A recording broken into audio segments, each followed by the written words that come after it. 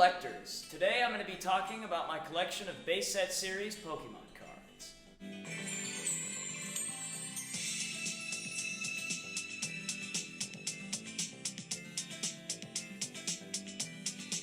First of all, I wanted to talk about this case. I think it's pretty cool. I don't remember where I found it, but it's a pretty cool case because it's like a Pokedex. But here's my first page. I keep my starters on this page, and I don't know if you can tell, but this Charizard is actually out of the sleeve because he's in a hard sleeve, as it is the most expensive card in the set. And I have my Evolutions version on the other side here because I like to flip them back and forth. But we'll put them in the pocket right over here. I started this collection around 2012 when I was around 12, and I finished around 2013. And these are probably actually my favorite 2 pages in the whole book because it has a lot of my favorite Pokemon, or specifically Pokemon cards, on these 2 pages. I'm actually going to go into my favorite cards in a little bit, but for right now I want to talk about something that I feel like a lot of kid collectors can relate to. So when I started collecting the base set series, I went for the holos first, because whenever I would get money as a kid, I would want to use it on a holo, because whenever I would go to the card shop with my parents, they're not going to want to buy me a $20 card. They don't get why it's $20, so they're not going to get it. So I would have to be the one to purchase those cards. But later on, my parents would be more willing to purchase, obviously, like the $3 to $4 cards, or $5 cards. But once it starts getting into the $20 range, they start to not understand why a card would be so expensive, which I can kind of understand, but at the same time, baseball cards have been collectible and expensive for a really long time. So I feel like they should be able to kind of conceptually understand, even if they aren't a collector themselves. And that's all of the base set series right there. There were only 102 cards in the set. The rest of these are my Evolutions collection that I have so far.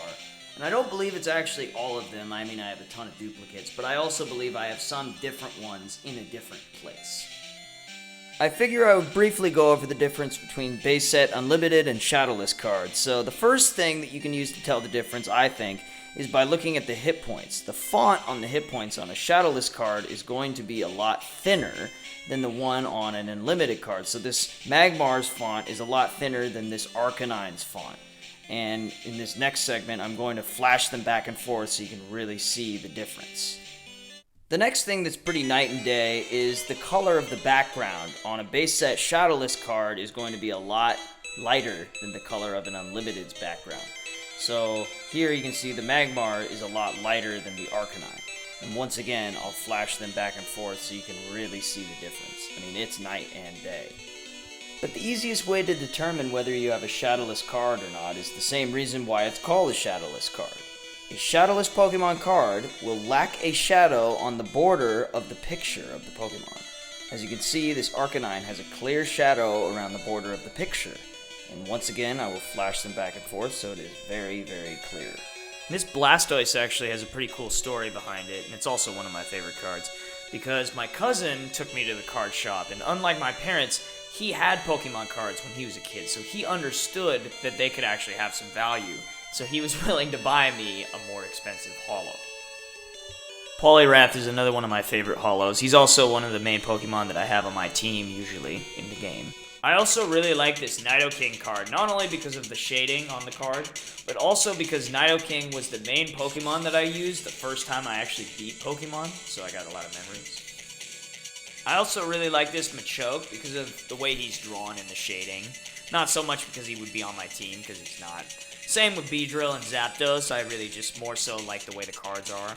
The same with Electabuzz and Magmar, honestly. I mean, they're not necessarily on my team, and I'm not really too crazy about the way they're drawn in this picture, but I do like Magmar specifically. But I like these Pokemon in general.